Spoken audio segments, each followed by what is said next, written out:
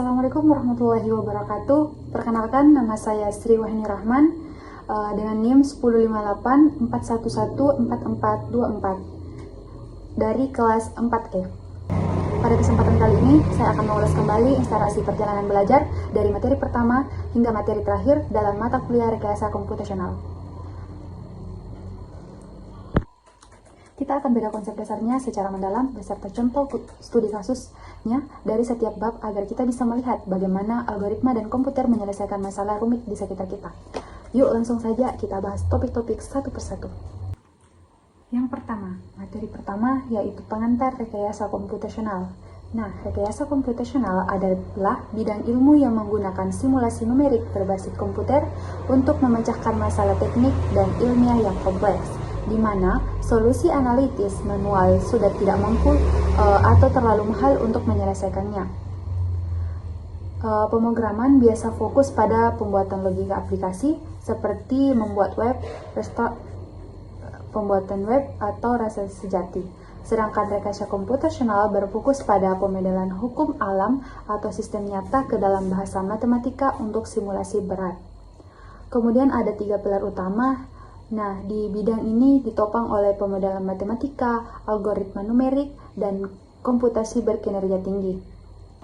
Selanjutnya kita masuk ke materi kedua, yaitu algoritma greedy. Algoritma greedy adalah metode yang menyelesaikan masalah optimasi dengan memilih opsi terbaik yang tersedia di setiap langkah tanpa memikirkan konsekuensi ke depan. Salah satu contohnya, klasiknya adalah Knep's problem, yaitu masalah memilih barang dengan bobot dan nilai tertentu untuk dimasukkan ke dalam wadah berkapasitas terbatas agar keuntungannya maksimal. Nah, simulasi contohnya itu seperti kita memilih sebuah kotak dengan kapasitas maksimal 30 kg dan 3 pilihan barang. Barang satu berbobot 28 kg dengan nilai 38 dan barang kedua berbobot 25 kg dengan nilai 34 dan barang ketiga berbobot 20 kg dengan nilai 25. Nah, jika kita menggunakan strategi rasio nilai per berat terbesar, PI per WI, didapatkan bahwa barang 2 memiliki rasio tertinggi 1,36, disusul barang 1 1,35, maka komputer akan mengambil barang 2 secara penuh 25 kg, lalu sisa kapasitasnya wadah yang tinggal 5 kg diisi oleh pecahan dari barang 1 5/28 bagian. Strategi rasio ini menghasilkan profit paling optimal yaitu 40,8. Selanjutnya kita masuk ke materi ketiga, yaitu strategi optimasi dan penjadwalan kegiatan. Dalam mencari solusi terbaik, kita sering menghadapi aktivitas collection problem, yaitu bagaimana menjadwalkan beberapa aktivitas atau rapat di dalam satu ruangan yang sama agar tidak terjadi bentrokan waktu. Contohnya itu, bayangkan ada banyak jadwal rapat yang masuk. Rapat A berjalan dari jam 1 sampai jam 4, rapat B dari jam 3 sampai jam 5, dan rapat D dari jam 5 sampai jam 7. Untuk penyelesaian contohnya, kita memakai strategi greedy, karena strategi greedy terbaik di sini adalah selalu memilih rapat yang memiliki waktu selesai paling awal. Maka komputer akan memilih rapat A terlebih dahulu karena selesai jam 4. Nah, rapat B otomatis dilewati karena mulai jam 3 atau bertabrakan dengan rapat A. Setelah jam 4, komputer langsung memilih rapat D yang dimulai jam 5. Dengan pola ini, jumlah total kegiatan yang berhasil terlaksana menjadi maksimal. Kemudian materi yang keempat yaitu PSO, di mana PSO adalah algoritma optimasi berbasis kecerdasan kelompok yang diinspirasi oleh perilaku sosial kawan burung saat melacak sumber makanan di area luas tanpa tahu posisi pastinya. Di mana setiap burung dianggap sebagai partikel atau kandidat solusi yang terbang acak di ruang pencarian. Kecepatan terbang setiap partikel disesuaikan secara terus-menerus berdasarkan 3 hal: daya tahan, arah gerakan sebelumnya, kemudian memori posisi terbaik yang pernah ditemukan sendiri, dan posisi terbaik yang pernah ditemukan oleh teman satu kawannya. Kemudian materi kelima, penerapan PSO atau prediksi regresi linear berganda. Kita menerapkan PSO untuk mengoptimalkan mode matematika regresi linear berganda. Tujuannya adalah mencari nilai koefisiensi regresi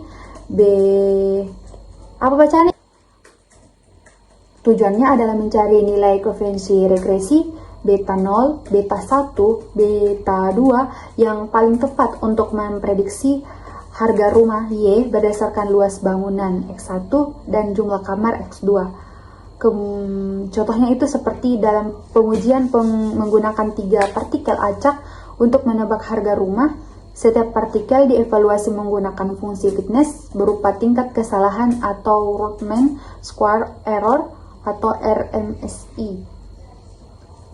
Setelah dihitung, partikel 1 menghasilkan tingkat error sebesar 140,7, partikel 2 sebesar 459,1, dan partikel 3 sebesar 167,2.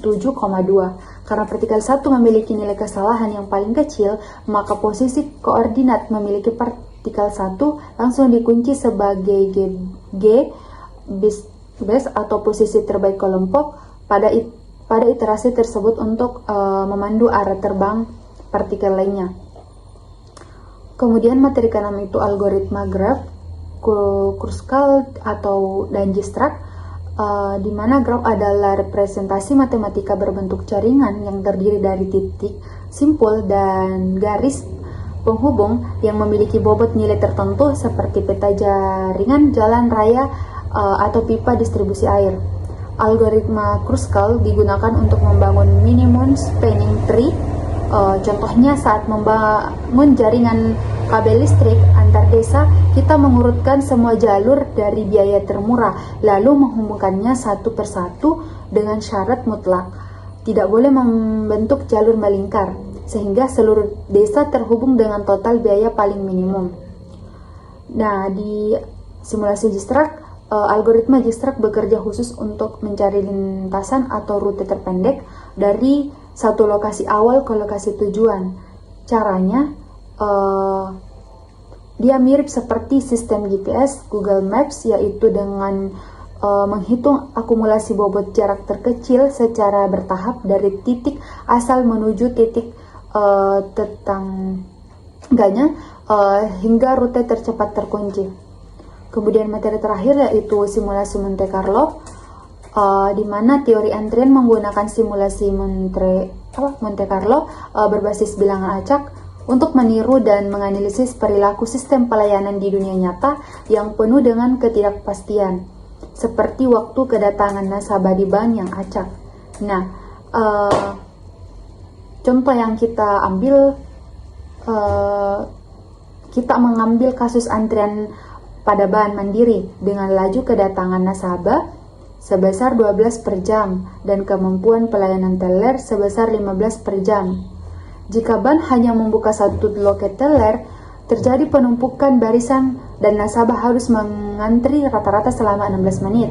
Namun, ketika komputer menyimulasikan optimasi dengan membuka 2 loket teller, beban kerja teller berbagi rata menjadi 40% dan hasilnya luar biasa. Waktu tunggu nasabah di dalam antrian langsung terpangkas drastis menjadi hanya 0,76 menit atau sekitar 45 detik saja.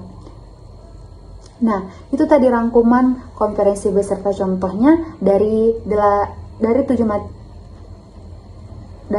materi mata kuliah rekayasa komputasional yang telah kita pelajari bersama.